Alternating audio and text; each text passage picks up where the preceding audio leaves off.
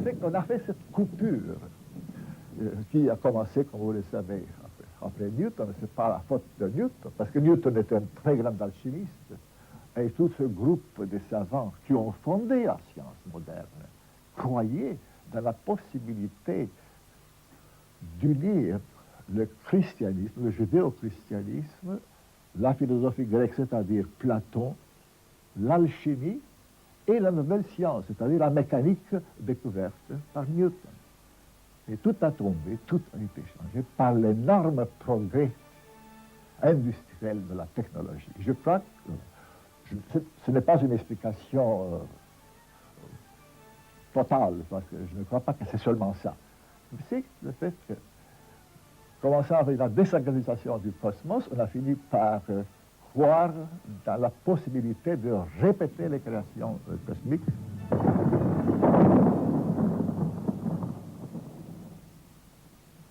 Les dernières étapes de la désacralisation, non seulement du cosmos, et du monde, et de la vie, et de l'homme, et de l'histoire, n'a pas été compensée religieusement.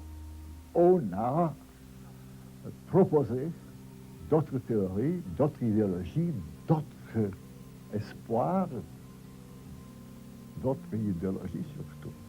Et c'est à partir de ce moment qu'on peut surprendre les structures de l'homme moderne. Donc, l'existence humaine sans signification, l'homme qui vit dans une nature sans modèle, sans créateur, sans objectif. Et on est arrivé donc à ce type de nihilisme, si vous voulez, que Nietzsche avait déjà annoncé quand il parlait de la mort du Dieu. Et nous assistons maintenant à la crise de la moderne.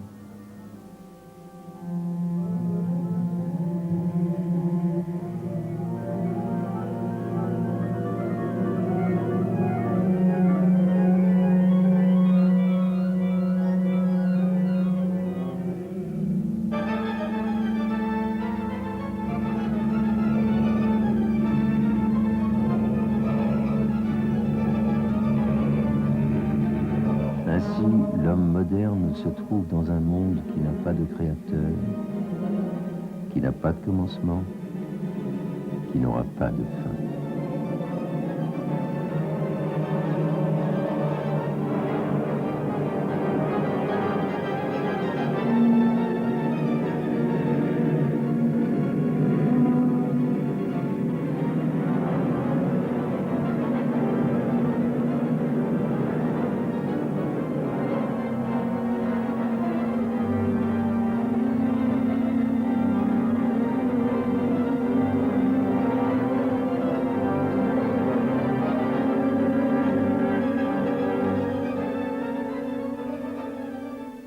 L'homme moderne, ou ceux qui ont refusé l'expérience religieuse en tant que possibilité de connaissance, ils ont refusé aussi les structures mentales, les structures spirituelles d'une religion.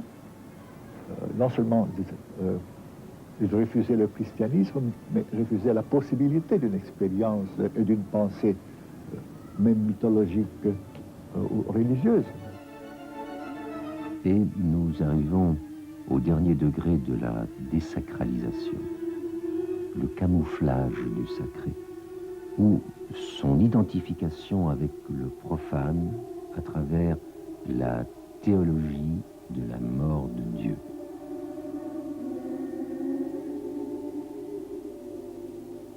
Théologie de la mort de Dieu. On peut le discuter, je ne veux pas le discuter. La chose qui me semble importante du point de vue d'un historien de religion, c'est qu'on a essayé, par désespoir, mais aussi par un certain optimisme profondément enfui dans l'être humain, de répondre à un monde désacralisé et religieusement dévalorisé, de répondre en acceptant que la religion monothéiste, donc la seule qui comptait aux yeux des Occidentaux, n'est plus ce qu'elle était au temps du judaïsme classique, christianisme classique, parce que Dieu est mort. Et néanmoins, on peut rester chrétien et homme religieux. Bien, c'est curieux que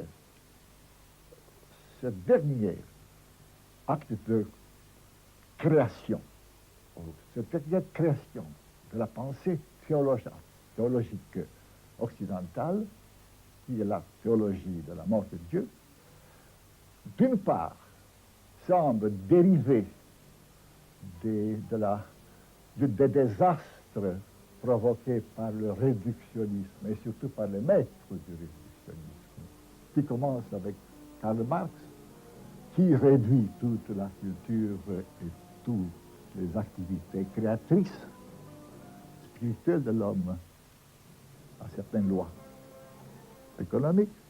Il y a ensuite le grand Nietzsche, qui, lui aussi, dans sa rébellion contre le monde, son monde contemporain, il a proposé, tout le monde le sait, un monde qui était en fin de compte réductionniste, mais et surtout Freud, qui avait ses grandes découvertes, l'importante découverte du rôle de l'inconscient, a essayé d'expliquer les créations religieuses comme toutes les autres créations spirituelles et culturelles de l'humanité par des processus purement biologiques, précisément sexuels.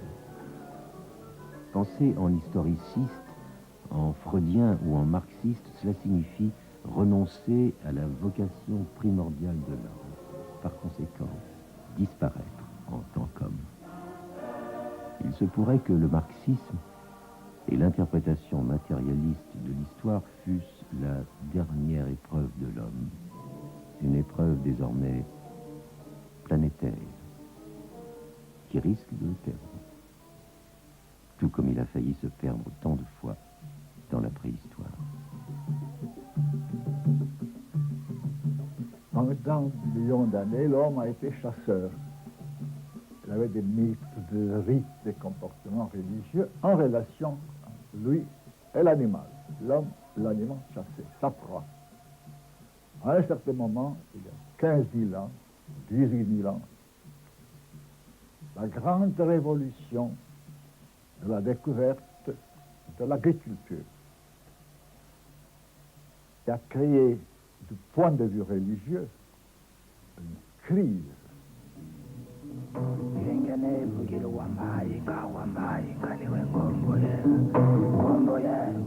La même chose se passe maintenant avec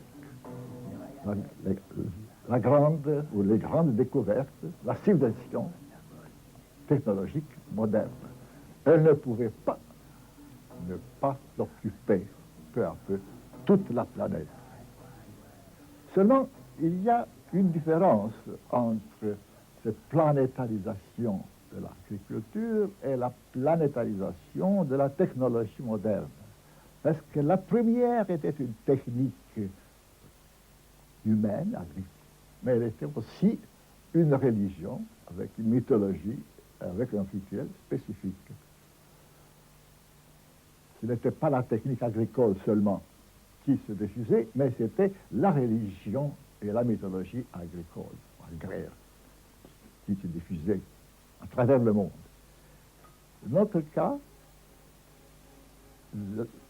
les découvertes, les progrès ont été adoptés partout, mais sans aucune tradition religieuse, justement parce que la technologie moderne n'a pas une base religieuse ou une justification religieuse. Je n'accuse personne, mais je crois que les théologiens chrétiens n'ont pas été à l'auteur de leur mission, n'est-ce pas, depuis 2 siècles. C'est-à-dire, ils n'ont pas essayé de donner le sens qu'ils avaient aux sciences, même aux sciences les plus visiblement, disons, matérialistes. Ça, la technologie.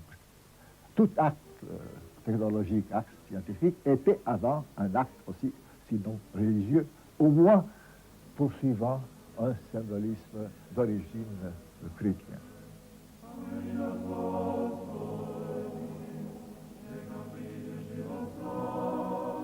À mesure que l'homme moderne, malgré la mort de Dieu, redécouvre la valeur sacramentaire de l'être, il retrouve un mode d'exister qui le protège contre le nihilisme historiciste sans l'expulser de l'histoire. Ainsi, une nouvelle perspective s'offre à lui grâce à la redécouverte de l'homo religiosus, parce que le sacré est saturé d'être. D'ailleurs, une société religieuse n'existe pas encore, ne peut pas exister. Si elle se réalisait, elle périrait au bout de quelques générations de neurasthénie ou par un suicide collectif.